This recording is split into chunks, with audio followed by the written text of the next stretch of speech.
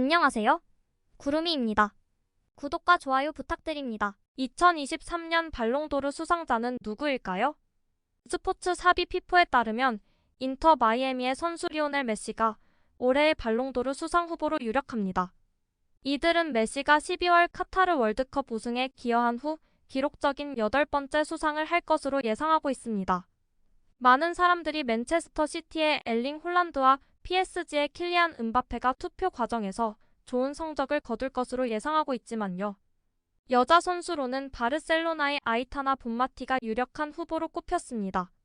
이 상은 1956년부터 시작된 연례 행사로 코로나 팬데믹으로 인해 중단된 2020년을 제외하고 매년 진행된 행사입니다. 지난 시즌에는 전 레알 마드리드의 주장 카림 벤제마가 발롱도르를 수상했으며 바르셀로나의 알렉시아 푸텔라스가 2년 연속으로 여자 선수상을 수상했습니다. 2021년까지 발롱도르는 해당 연도 최고의 선수에게 수여되었으며 전체 커리어도 평가 기준에 포함되었습니다. 하지만 작년에 급격하게 바뀌었습니다. 2022년부터는 더 이상 달력상의 연도가 아닌 직전 시즌이 결정적인 기준이 됩니다. 즉 2023년 수상의 경우 2022-23 시즌이 결정적인 기준이 됩니다. 또한 2년 연속 새로운 가치 평가 원칙이 적용됩니다. 첫 번째 기준은 후보자의 개인 성적, 두 번째 기준은 팀에서의 성적, 세 번째 기준은 재능과 스포츠맨십입니다. 따라서 더 명확해졌으며 전반적인 경력은 더 이상 평가에 영향을 미치지 않습니다. 터프한 수비수 김민재는 권위 있는 발롱도르상 후보에 오른 유일한 아시아 대표 선수입니다. 이번 후보 선정은 김민재가 세계 축구에서 영향력 있는 센터백으로서 기여한 공로를 인정받은 것입니다. 김민재는 센터백으로서 특히 힘, 스피드, 유연성 등 뛰어난 신체적 특성을 갖추고 있습니다.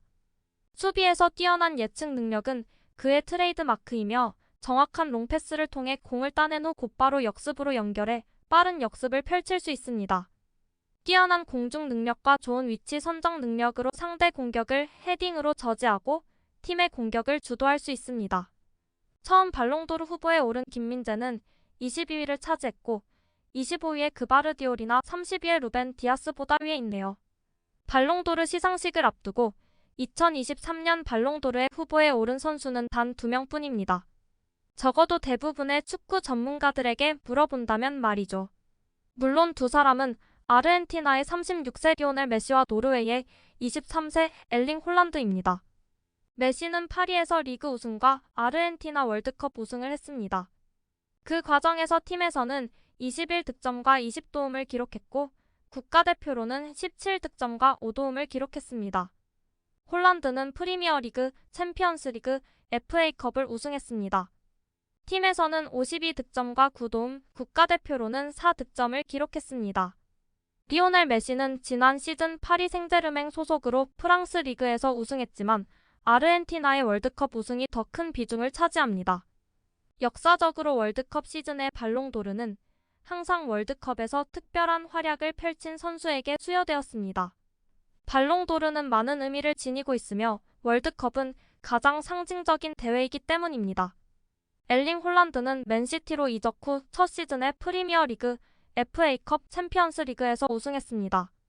챔피언스리그와 프리미어리그에서 모두 득점왕에 올랐으며 프리미어리그에서는 36골로 득점 신기록을 세웠습니다. 도르트문트에서 프리미어리그라는 용감한 신세계로 온 선수입니다.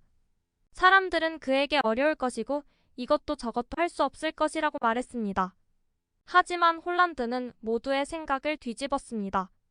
이제 36세가 된 리오넬 메시는 MLS로 이적했고 여러모로 위대한 커리어의 끝자락에 와 있습니다.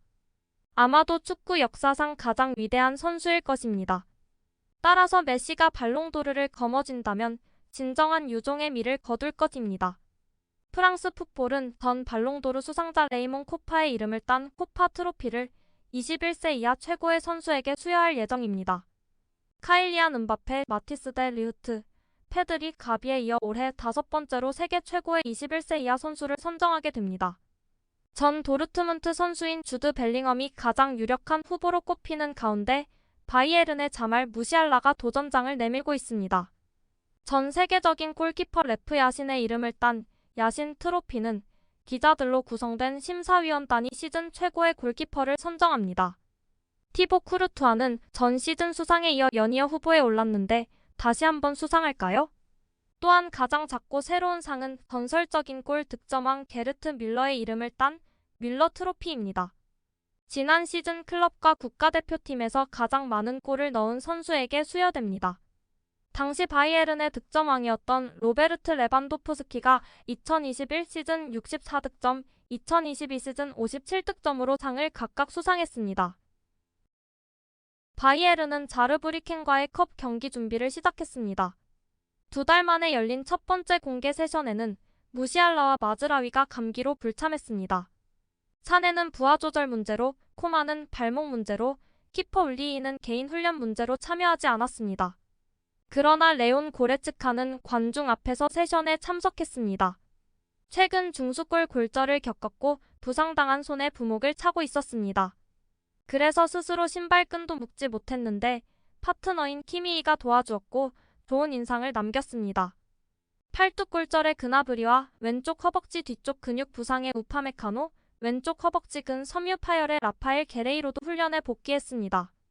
하지만 목요일 새벽에 열리는 바이에른과 자르브리켄과의 컵 경기가 취소될 조짐이 점점 더 커지고 있습니다. 그 이유는 경기장의 상태가 극도로 열악하기 때문입니다. 지난 며칠 동안 폭우가 내린 후 잔디밭은 현재 플레이할 수 없는 상태입니다. 이로 인해 드레스덴과의 자를란트 경기는 일요일에 취소되어야 했습니다. 에이지 보도에 따르면 위원회가 오늘 루드비히 스파크에서 경기장을 점검하고 오후에 취소 여부가 결정될 것이라고 합니다. 현재 자르브리켄에는 경기 전날 저녁까지 비가 계속 내릴 것으로 예상되며 경기 당일에도 산발적으로 소나기가 내릴 것으로 예보되어 있습니다. 바이에른이 다름슈타트를 8대0으로 이긴 후에도 디트마르 하마는 뮌헨팀과 토마스 투엘 감독에 대한 비판을 멈추지 않고 있습니다. 하마는 갈라타사라이와의 챔스 전반전을 비판했고 다름슈타트와의 경기에서는 승격팀이 전반전에 더 많은 패스를 시도했다고 말했습니다. 결과는 맞지만 축구는 좋지 않습니다. 빠르면 다음 주에 더 나은 상대와 경기를 치르면 2대0 또는 3대0으로 뒤질 수 있습니다. 키미의 플레이를 비판했던 마테우스는 레버쿠젠이 바이에른의 가장 위험한 경쟁자라고 합니다. 키미이는 공을 먼저 잡아야 합니다. 6번 선수로서 드리블을 하고 싶겠지만 수비 지역에서는 드리블을 하면 안 돼요. 열린 공간으로 달려가 패스하거나 롱볼을 해야 합니다. 저에게 바이엘 레버쿠젠은 바이에른의 가장 큰 라이벌입니다. 레버쿠젠 구성을 보면 1년짜리 프로젝트가 아닙니다. 이 팀은 매우 일관된 방식으로 구성되었습니다. 과거와 달리 바이에른의 라이벌들은 승점이 거의 떨어지지 않고 자신감으로 가득 차 있습니다. 순위표는 이러한 일관성을 반영하고 있습니다. 김민재는 후스코어 분데스리가 9라운드 금주의 팀에 선정되었습니다.